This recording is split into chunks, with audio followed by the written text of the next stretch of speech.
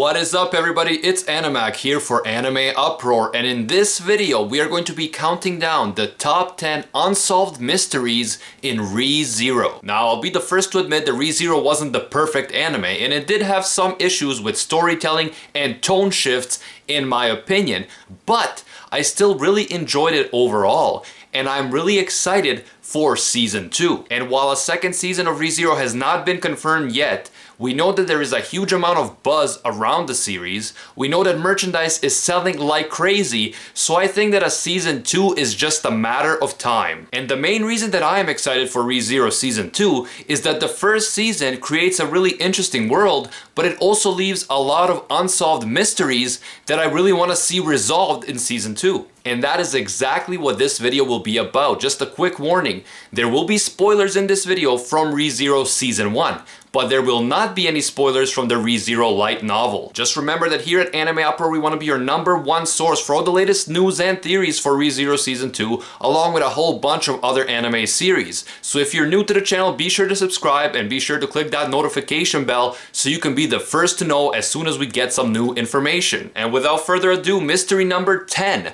How does Subaru get to the fantasy world in the first place? Even though in the very first episode of Re:Zero, Natsuki Subaru is magically transported into a fantasy world where the story takes place, it is never actually explained how he gets there. We don't know how exactly Subaru gets to the fantasy world, we don't know why he is the one chosen, and we also don't know if he is the only one, or perhaps there are multiple people who have been transported from one world to another. We also don't know if the real world and the fantasy world are the only two worlds that exist within Re:Zero, or if perhaps there are even more worlds out there that could be explored. So of course this is a huge mystery. It happens in the very first episode of Re:Zero, but we still don't have an answer to it, and I really want to find out more about this in Season 2. Mystery number 9. Why is Subaru the only person who can return by death within the world of Re:Zero? And why does his save point keep changing? I don't know about you, but I really want to know what is the force behind Subaru's return by death, and what is the logic behind it?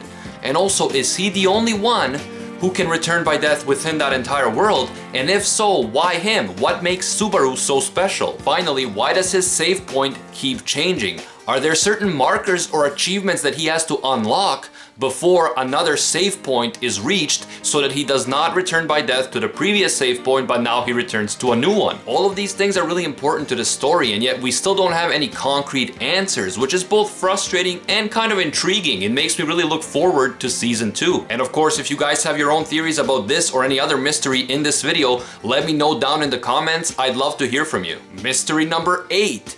Who exactly is Elsa Greinhardt, and why was she after Emilia's insignia in the first place? We know that Elsa is the ruthless and voluptuous assassin that plays a major role in the first arc of the story. But after episode 3, she is never heard from again, and it is never explained who she really is and what she was really doing. Now, I personally thought that she was a very interesting character. And she is also a very strong fighter and a unique type of villain. So I wanted to know more about her, but we just don't see her after the 3rd episode. In Season 2, I want to find out who is Elsa. No, not that Elsa. And I want to know what is she really up to and who hired her. I definitely hope that she appears again in Re:Zero Season 2. Mystery number 7. What is the deal with the dragon? In Season 1 of Re:Zero, we actually learned very little about the dragon. And I'm really curious to know why some consider the dragon to be the protector of the kingdom and the royal family, while others like Julius actually want to kill the dragon, even though he is himself a member of the nobility. The dragon is believed to have helped seal off the jealous witch. So why would Julius want to kill the dragon? Does this suggest that perhaps the jealous witch is not all bad?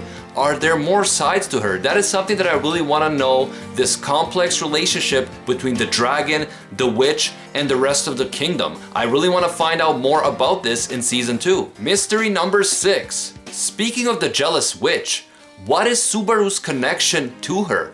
Why does he reek of her smell?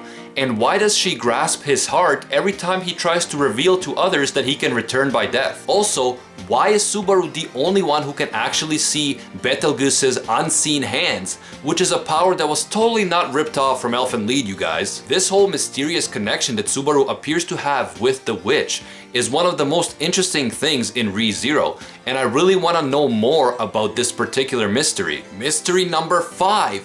What is Emilia's connection to the witch? Why does Emilia look so much like the jealous witch?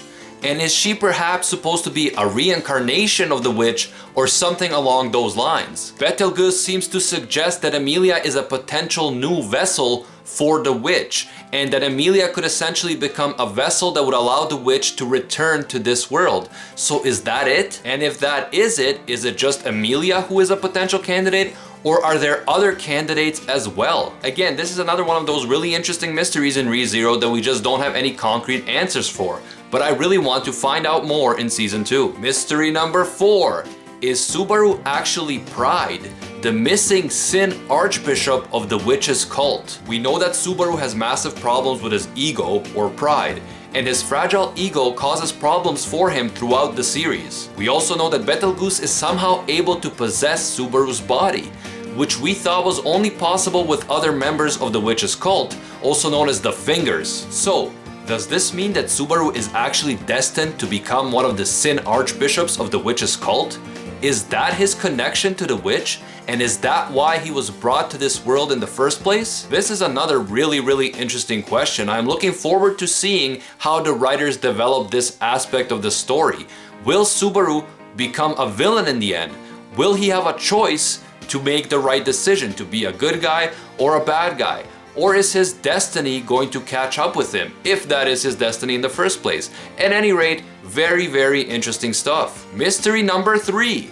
When the witch tells Betelgeuse that he is not the one, what does she actually mean by this? Who is the one, and what is his role in all of this? And is this connected to Subaru in some way? In the last episode of Season 1, Subaru is finally able to defeat Betelgeuse by actually writing something in the witch's gospel. So does this mean that Subaru is actually the one? If so, what does this mean for the story? And what does it mean for Subaru's connection with the witch and to Emilia? I for one can't wait to find out, and that's why I can't wait for Season 2. Mystery number 2. Why do the mob beasts, such as the demon dogs in the village and the white whale, who were supposedly created by the witch Satella, actually attack anyone who smells like the witch? Why would these beasts be driven to attack something that smells like their own creator? It doesn't make any sense. And it makes me think yet again that perhaps the witch is a more complex character. Maybe there are more sides to her. Maybe she's not all bad. But we'll have to see and wait to find out. And mystery number 1. Who is Rem? Who's Rem?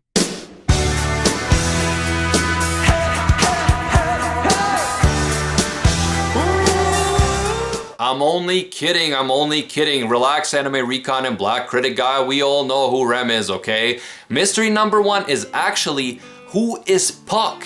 And how is he so powerful that he can actually destroy the world if he chooses to? In episode 15, we see that Puck actually calls Emilia his daughter and his only reason for living. And he seems to be an incredibly powerful spirit capable of destroying the entire world. But if he is so powerful, why can't he just protect Emilia from all danger? Is his power somehow limited by Emilia being alive? But does it become unleashed if she dies? We just don't know. And does Emilia even know about Puck's true power? Like I said, all this Puck stuff makes him one of the most interesting characters for me in the story, and I can't wait to see what kind of role he and his immense power is going to play later on in the series, later on in Season 2. Personally, I think that Puck might be some kind of crazy Neko Godzilla, but I'm not sure, so we'll have to wait and find out. And that's it for this video, guys. I hope you enjoyed it, and let me know down in the comments which of the mysteries are your favorite.